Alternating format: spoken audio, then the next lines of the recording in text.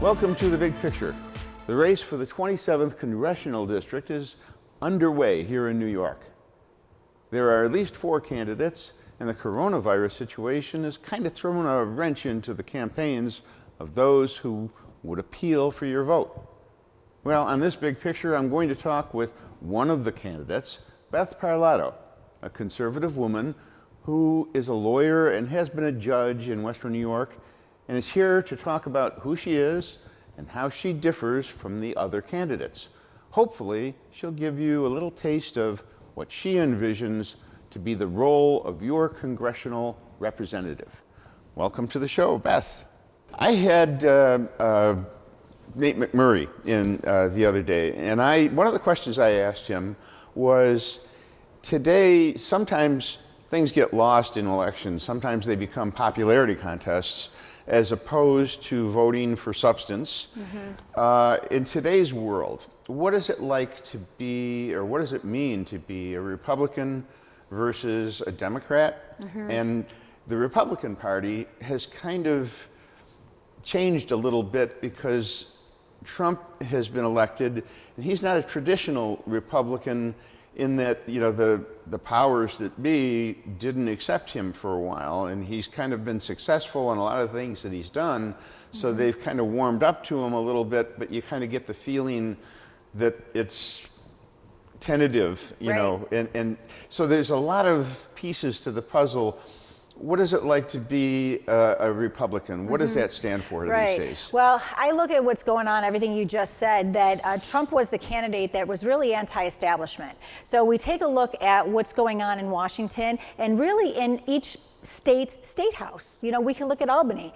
And when you get so engulfed and encompassed in being a party person, you become these career politicians, go to Washington, and they start serving the special interests, they start serving the lobbyists, and quite honestly, they start becoming and serving the bureaucracy. And even if say you're a Republican, or you may say you're a conservative, you're going to Washington, and as soon as you start serving the bureaucracy, you become one of them. You get comfortable where you are, and you actually are helping grow government. You're not helping limit government, you're growing it. And so I'm in this race as a non-politician. I'm not an elected official. I really, you know, I've been an attorney for 28 years. I was a town judge in the town that I live in for 3 terms for nearly 12 years, and I've been doing Fox News for about since 2016, early 2016. I've been contributing to Fox News, and I really just involved myself as a conservative activist, as just a mom, as a regular person. I am not entrenched in the party. I'm a registered Republican, but I'm not a party person. And I just had a voice. And I looked to see the difference between Republicans and Democrats. I looked to see what was going on in our country, especially after those 2018 midterm elections. And when you had 40-something Democratic women get elected to Congress, and you know they all were sworn in on January 3rd wearing their white, and you now have 90 Democratic women, and you have 13 Republican women in Congress, and we don't hear them. And I said, where is our voice? They're not speaking for me. The left isn't speaking for me, and nobody that I know. It's not how I've raised my daughters, and that's how I'm in this race, to really be almost anti-establishment, anti-party, to just have a voice, because I don't want to be beholden to anybody. We have got to have just regular Americans becoming doers and work for the people and work for our nation. And the difference really is the Democratic Party has become the party of abortion. You cannot be pro-life and be a Democrat. So that's number one. And I am 100% pro-life. I think that it starts with life. And as soon as we start valuing life, I think everything else that's going on in our country can fall into place. I see the Democratic Party, you know, chipping away at our freedoms and our constitutional rights. They truly are. They become the party of socialism. And where are our freedoms? You know, we have our Constitution. The founders knew what they meant when they founded our republic. And we've got to stand firm. We have a whole lot of people out there that died for the freedoms of our country, and they're being eroded. Well, you know, in politics, and I've covered politics for a long time, and I've known many government officials over the years, and I kind of got a feel for how things work on a state level and in Washington. And typically, you can have the best of intentions and you can be very independent and you get elected and you want to do great things, and then you get to the venue in Washington or in Albany, and they take you kind of by your shoulders and they put you over here on the side and they say, okay, this is how the rules are. You do what we tell you to do. You say that what we tell you to say, and you vote the way we tell you to vote. And if you behave yourself, then we'll throw you a couple of bones and you can get some good stuff done for your district, and everybody will be happy. And if you don't do what we tell you to do, if you don't toe the line, the party line, then we're going to sit you in the corner. Nobody will ever talk to you or hear from you again. And when it comes time for re-election, good luck. How do you, in a system like that, and arguably that's just my take on it, but I've talked to a lot of people who say basically that's the way it works. Right. How do you overcome that kind of limitation? You know, when you have good intentions and you want to do good things and do a little bit of change, do you just become part of the system? Right. Well, I think that you become part of the system, and I agree with what you're saying. So let me just throw that out there. I'm not disagreeing with that. I think that's what I see too happens.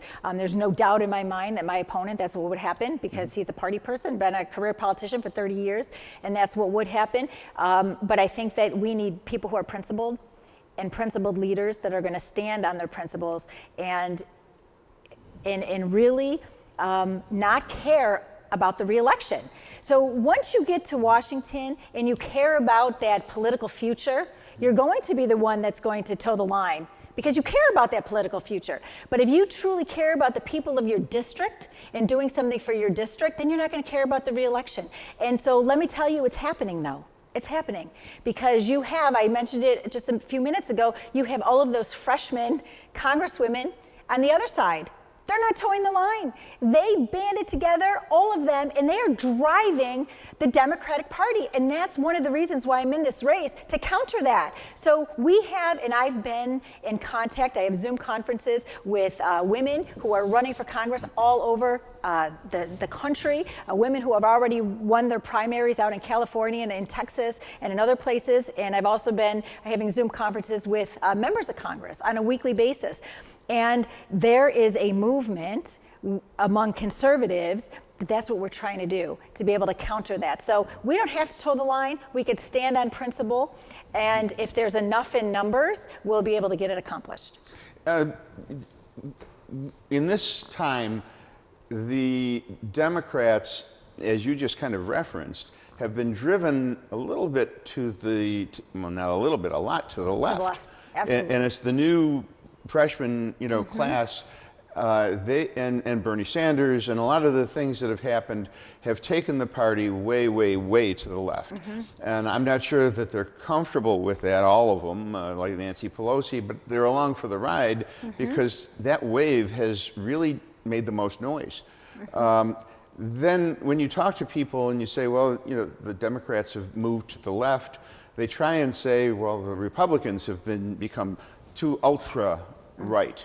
And I don't myself see that, but that's the argument. And is there any validity to that, or is it just, it seems more right because comparatively, the left has gotten more extreme? Right. Well, I wholeheartedly disagree with anybody who says that the Republicans have moved more to the right. I completely disagree with that.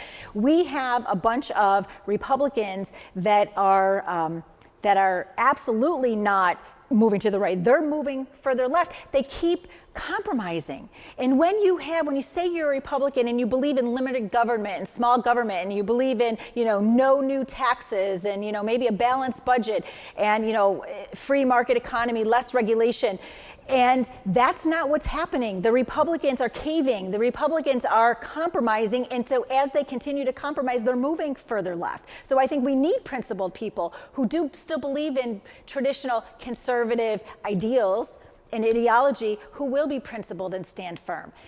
Again, you have that Freedom Caucus in Congress. They're small. They need to grow. That needs to grow because we, the Republicans, do keep moving left, and we need to bring them back. We need to bring them back to center because they're now left of center. And that's the way I look at it, of what's going on in the country. I mean, they couldn't They couldn't repeal and replace Obamacare. I mean, you had the Republicans in the House, the Republicans in the Senate, and we had a Republican president who said this was the top thing in his agenda. They couldn't get it done. So they're compromising.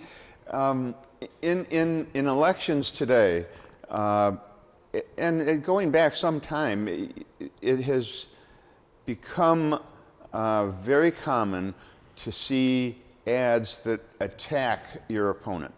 And those attacks normally don't have a lot to do with policy. Sometimes they do, but more often than not, they have like a slant on character and personality, and it becomes this almost becomes a popularity contest. And is it possible to win an election if you just stay with policy and issues and try to avoid attacking or talking about your opponent at all, other than basically their record and policies? Well, that's what we've done. So I've been in this race for 10 months, and for all the way from July until April, the very end of April, I have campaigned with our positive conservative message. That's what we've been doing, and we've been growing our grassroots and you know, building up this campaign, and we've gained momentum.